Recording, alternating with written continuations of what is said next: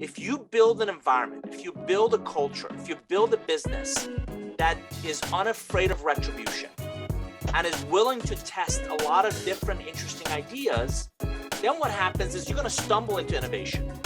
And again, my supposition is your relationships are some of the best sources to identify, to test, to give you candid feedback on that business model innovation. And if you do that, which is doing new things, you do enough of that, you're going to stumble into disruption.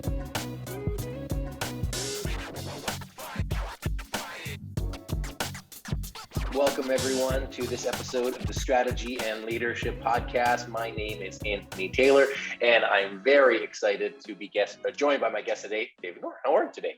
I'm great, thanks, Anthony. Good to be with you. Oh, it's awesome. I'm so excited. So you're in Atlanta today. You are the CEO of the Nour Group. You are writing your 12th book. Anything else that I missed there? No, I originally came from Iran, didn't know anybody, didn't speak a word of English. I landed at JFK with a badge around my neck, put this kid on an Eastern airline flight to Atlanta, and he doesn't speak a word of English. So I'm the quintessential American dream, but otherwise, this is the 20th year of our practice, and really enjoying working with some great clients.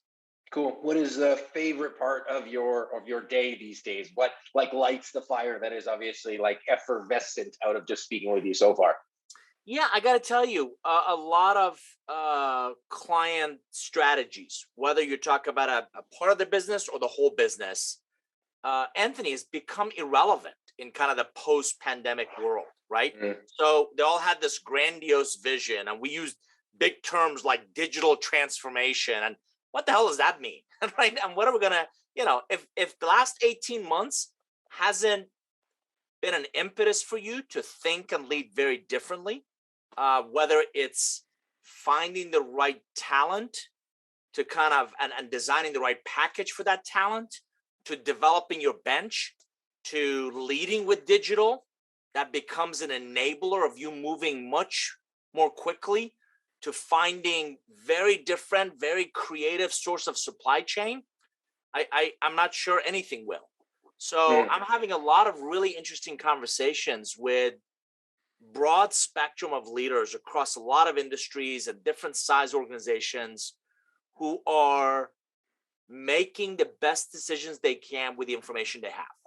Mm-hmm. And that requires an unparalleled level of agility that they haven't had to operate with before.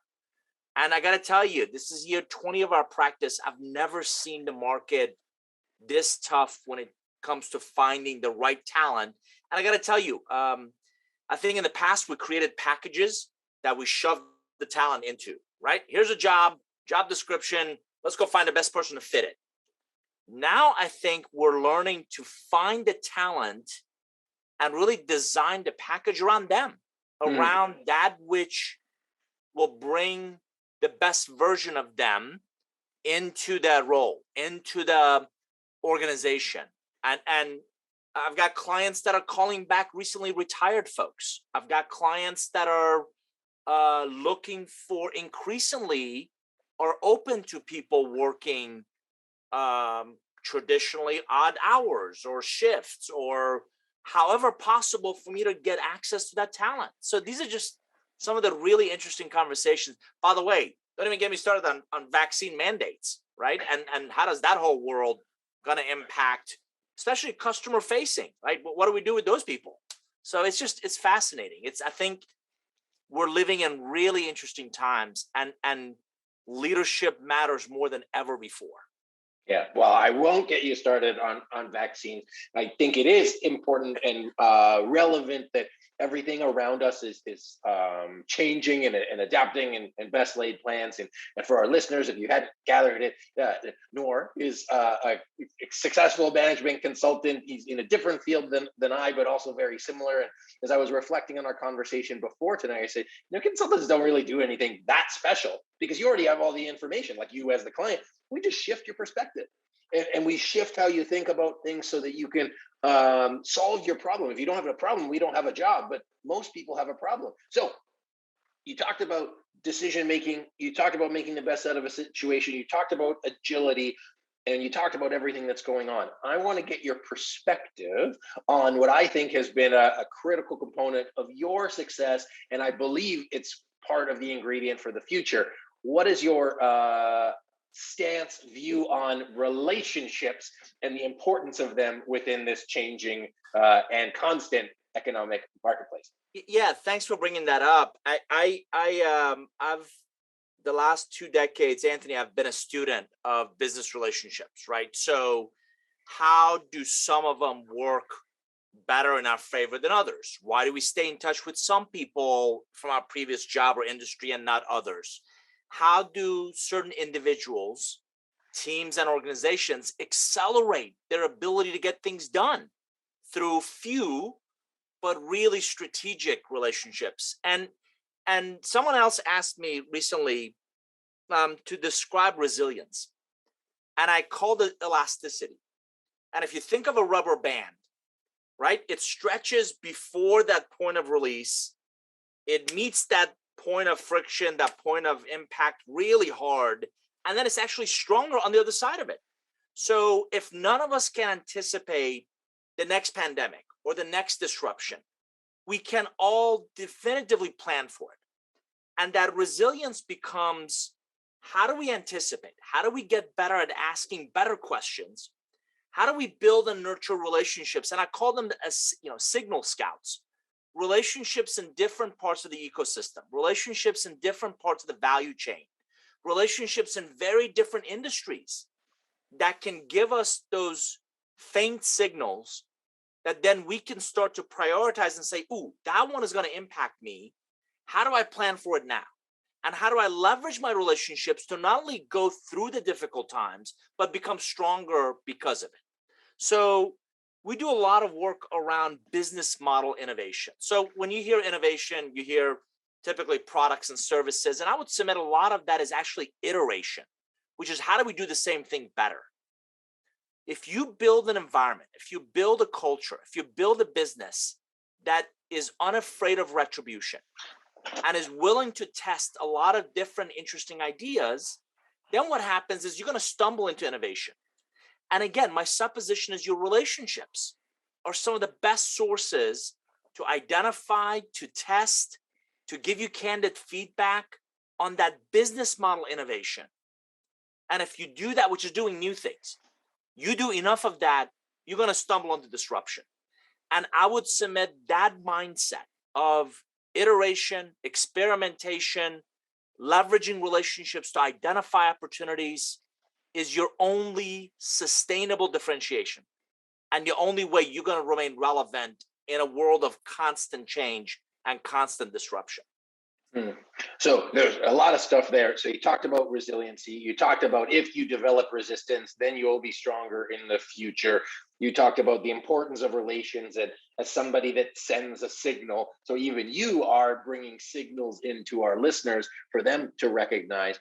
You talked about business model innovation and iteration. And then before that question, you brought up the importance of great talent and how talent is changing. It's not, here's my job, I'm going to find somebody to fill it, but rather I'm going to find the person and find a job for them, which I think really speaks to relationship. Like you need to have a relationship with this person. It's not a relationship with a position.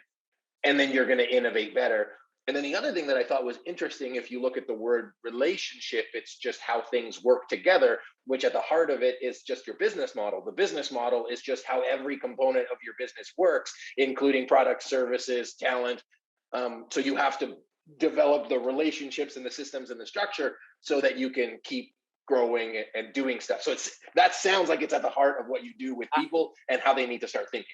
Unequivocally, yes. So the best managers, the best leaders you and I have always known are always recruiting. They're always building relationships. I have a client right now who's hired one of his best sales professionals. She was a waitress at a group dinner they had, and he was impressed with how on top of it she was and how quickly she was able to service multiple tables. And at the end of the night, when he thanked her, she simply said, well, that's my job. And he was just so impressed by the ingredients that he thought, if she can do that, give me the willingness and I can raise their ability. And that's exactly what he's done. I just recently spoke to him. She's become one of his best salespeople. And he wasn't recruiting a traditional kind of sales person for that role. But you're right, build a relationship there. He's brought in partners, sometimes unlikely partnerships, to really help build parts of a business model that he couldn't be able to do himself. But by working through those relationships, they've brought together, again, I wrote a book called Co-Create, where two or more parties come together with a definitive set of strengths, and they bring their unique lens, unique experience to build something that none of them could have done by themselves. Again, another example of really strategic relationships at the heart of everything I've mentioned so far: resilience, talent, innovation, profitable growth, remaining relevant. If you think of relationships at the center of that, all of those topics suddenly become the hub and spoke to kind of making sure you remain relevant. Yeah, absolutely. We had Keith Ferrazzi on the show a little while ago, talked about co-creation. And I think the best managers and leaders, especially as mandates change, especially as work from home, you need to co-create the work situation, the living situation, so that everybody can have that great outcome. And I saw a video on TikTok today, talked about Hertz buying all these Teslas, and then they're like, well, let's partner with Uber, let's have a common goal, and that's how we can, modern problems require modern solutions. How do we work through that? So we talked about talent, we talked about that. I'm going to shift gears a little bit. You have written 11 books. You have a 12th one on the way. I'm going to ask you a weird question. What is your least favorite book that you've ever written? They're all great. What's your least favorite? Oh boy. Probably one called Return on Impact, because it had a lot of potential. And I was actually talking about digital relationships long before we were all forced to immerse ourselves in it. And the good news about books is, for me anyway, I actually learned as much, if not more, about my books after they come out, because other people will read them. They share their perspective. Some will push back. Some will say, what the hell were you thinking? Others actually appreciate your perspective and they give you a different lens. But that's why I kind of try to keep my books evergreen, and I go back, and with each subsequent edition, I'll probably bring 30 to 50% new content in. So Return on Impact, I had higher aspirations for it. But the beautiful part is like a haircut. You'll grow back, and you can always go back and do it all over again. But that's the one that I'd love to go back to the drawing board and really rethink some of those approaches.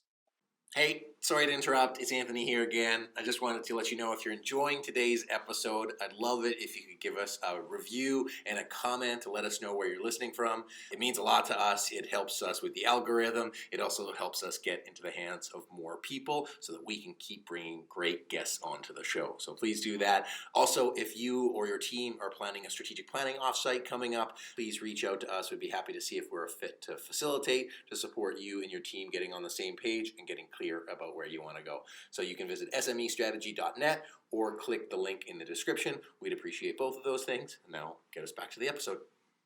I got that. But the reason I ask is, again, because of our conversation, you seem like a giver in terms of the content and the expertise. And there's some people who view themselves as thought leaders, and they want everybody to know how smart they are.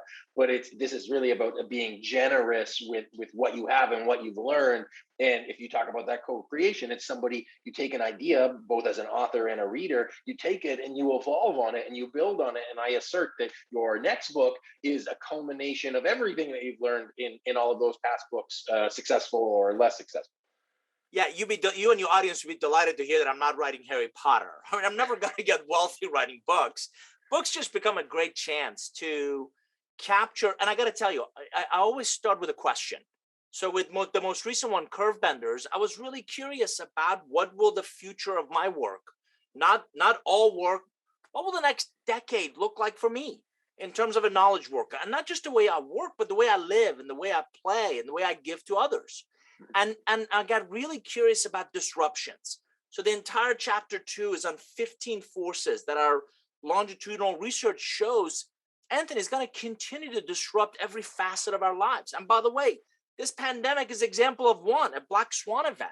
So to remain relevant, you're going to have to accelerate your learning and growth, not the traditional 45-degree linear, truck ramp, but a hockey stick, a non-linear growth that makes sure you remain relevant. And again, bringing it full circle, My supposition, my assertion is relationships, a few, but really authentic, really strategic relationships that leave an indelible imprint on you, your direction, your destination. I call those relationships curve benders, and those are the ones that will remember 10 years, 20 years from now. Those are the ones that are going to really help accelerate our personal and professional growth.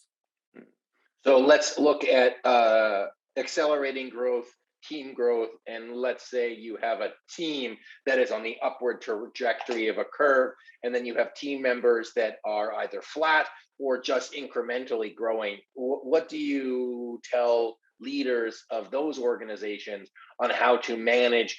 I don't want to say manage performance, but either support people getting accelerated in those growth, or managing them. And I say that just contextually is because there's so much change going on. You want people to come with you, but sometimes people don't go along with you. So how do you manage that? Yeah, you gotta, everybody can talk about an empathetic leader, but practicing it is a lot tougher than most people imagine. And I'm a huge believer on hard on performance, soft on people.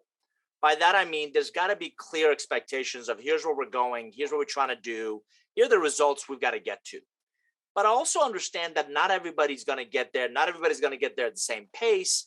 Anthony, what I've always looked for and what I coach my clients to kind of think about is the willingness. I mentioned it earlier. Give me the willingness. Give me the right attitude. Give me their scrappiness. Give me the resourcefulness. Give me somebody who wants to be there and genuinely loves what they do. I and others can help raise the bar on what they do and how they do it. If the willingness is not there, neither you, me, or anybody else is going to be able to make an ounce of difference. So I don't believe in the rah-rah, motivational, inspirational stuff. Inspiration is intrinsic. If you can't find I've always believed, forget lighting a fire under somebody. You got to light a fire within them, because that's what's going to get them excited about tackling that next challenge, that next opportunity. So, I force rank the team.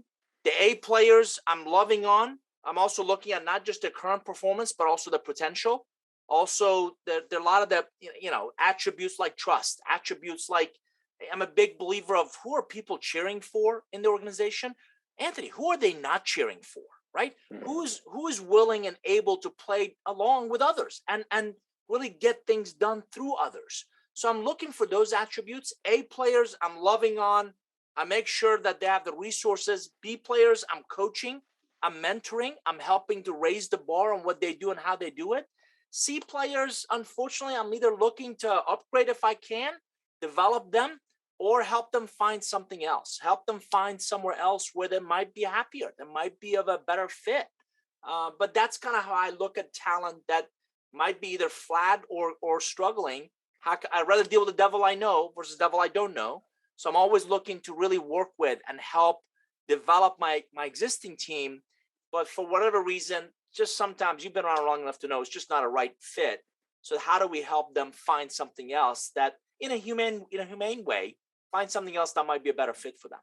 Yeah, and I find it's interesting. It's talking to somebody who they are transforming their own role in the organization to sort of backfill behind them and saying, hey, like the people that were great when I was in that seat, but now that I'm out of that seat and somebody else is moving in, then it's, this person's not cheering for that person. So how do I support them? So it's not necessarily how the organization was, but where the organization is going, given the relationships of the rest of the talent. Any additional thoughts on that? Yeah, the other thing that I coach leaders to understand is different organizations, particularly if you think of small, medium businesses or divisions or departments or functions, they have a life cycle. And in different stages of their maturity, they need very different skills and knowledge and behaviors. And by the way, what made your previous boss successful, which you perhaps took that role, may or may be something very different than what makes the next person in that role successful. So let's not come with a hardwired blueprint that only this profile and this profile only is going to succeed. Let's really look at the environment and what skills, what knowledge, what behaviors are really conducive to the next phase of this team, this organization's growth. I look at, that's part of that agility. That's part of that adaptability that I think more leaders need to embrace. And I think increasingly you're going to see that. I also have a very difficult time painting an entire generation with a single brush of all millennials are lazy. No, they really aren't. Right? I know some millennials who are really hard workers, or not. No millennial knows how to really build old school relationships. That's just not true. They do it very differently than you and I. I may, or baby boomers may, or so. Don't assume your way is the only way. Really look at the adapting needs of the leadership role, and how do we help develop the next generation by looking beyond our own industry or our own way of doing things, or just what we think we know, because some of these talent may completely surprise us by how they do something that's probably very different than the way we may do it. Yeah, absolutely. So recognizing the internal strengths and weaknesses, and that there's not one way to go about that. And Okay. just to build on that, if you tell people what you're after, the outcomes you're after, let them figure out the how. They may actually, within legal and ethical guardrails, they may actually surprise you in a really positive way of how they get there. Yeah, got that. 20 years in the business. Have you been in Atlanta the whole time, or Georgia? I have. The funny part is you're never a hero in your own hometown. So pre-pandemic, I was on the road 208 days, but my clients are global. They're genuinely all over the place. But yeah, I've been here most of the time. Okay, what's it been like?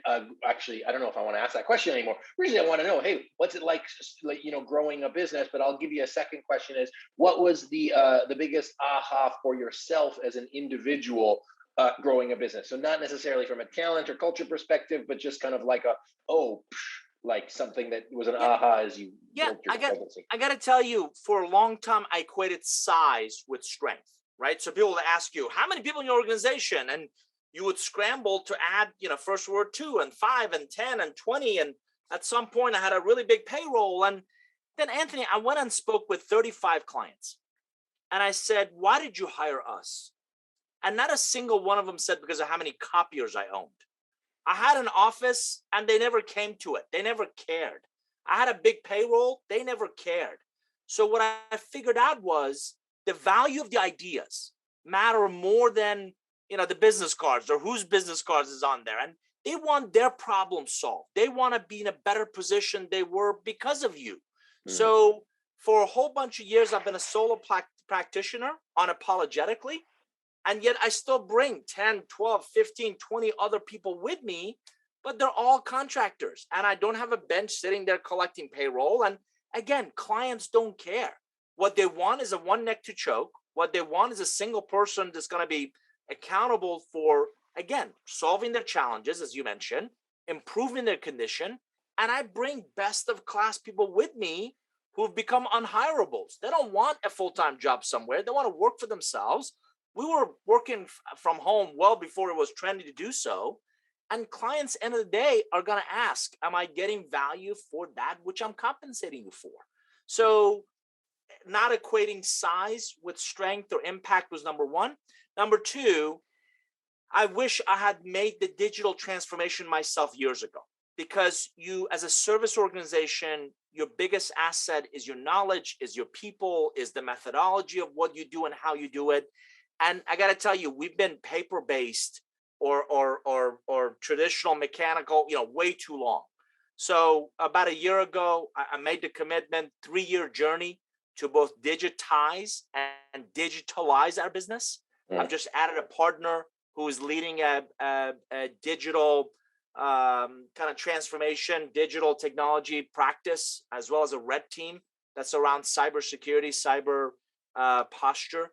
So we're, another partner that's very, focused on the insights, actionable operational insights from that data. So we're well on our way. We have a fractional CTO now that's taking our methodology and actually coding it into platforms. I wish I'd done all of this 5 years ago. But you know what? I think there's an African proverb, best time to have planted a tree if you want shade is 20 years ago. The next best chance is today. So better late than never. And we're working on that transformation ourselves. That's awesome. Well, I love that. I literally said that today while I was looking outside. I said, I need some trees here. Well, I should have done earlier. I really like that applies to all situations. I think, the one neck to ring, but also being really clear about the value. whether you're an entrepreneur, business owner, or whether you're a senior manager, is your people need that accountability from a person. And I think that if they have that clarity, they know who to look for, but they also know who to partner with. And again, goes back to relationships. You got to make sure it all works. Nobody cares about all of the fluff. It all goes back to the heart and substance. Anything else to add on that, David? No, I want to double down on your comment about relationships. Again, the people that I work with, and the other thing that I've learned is the Jerry Maguire business model, which I've written about. The misperception, Anthony, is that we all want more. We want more contacts. I want more social media followings. I want more customers. You really don't. You actually, there's enormous value in fewer. If you think about what we've done the last 18 months, we've actually stayed in touch with the relationships that are closest to us, right? Whether they're clients or colleagues or partners. So what if we focused on fewer, but really build more depth, build more meaning, build more authenticity, build more that, people that are going to return your calls and emails in 24 hours, and they're going to call and ask, how you doing? And what can I do to help? And few of those will create far greater impact, both in our personal lives, but also our professional impact and our value creation. So I'm big on, it's time to really filter down the essence of who are those few, but really impactful strategic relationships that you want to go to market with, that you want to innovate with, that you want to solve problems with, that you want to make decisions with. Those are the ones that you want to double down on. No, I love that. There's the idea of, when it goes back to like subscribers, the 1,000 true fans, like the people that will really stick with you. That said, please feel free to subscribe and like the video. I'm okay with having a bigger network there. But yeah, making sure that you're really close with the ones that you're close with. So David, where can people get a hold of you? Where can they get your books? Where they connect and learn more about what you're doing? Sure. So the easiest place would be just our website, Nour Group, nourgroup.com. I would actually encourage you and your audience, if you go to nourgroup.com/forum, I don't know about you, but I've seen a lot of the big social networks lately become promotional, politicized, and really polarizing. So I belong to several of these micro communities, and we've built one of our own. Again, nourgroup.com/forum. It's free. Come join the conversation. There's about 2,500 or so folks there. And this is what we're talking about: relationships and innovation and adding value. And come join us there. That's awesome. Thank you, David. It's been a pleasure chatting with you today. I look forward to seeing you sometime in the future, wherever it might be. But it's been a blast chatting with you today. Anthony, I appreciate you having me. So thanks everyone for joining us. My name's Anthony. Our guest today, David Nour, spelled Nour. Connect with him online. If you enjoyed today's show, be sure to rate it 5 stars on iTunes, Stitcher, or SoundCloud. Subscribe, connect, and then join David's community so you can have great conversations with great people and build great relationships wherever you are in the world. And once again, my name's Anthony Taylor. This has been the Strategy and Leadership Podcast. Thanks for watching, and until next time.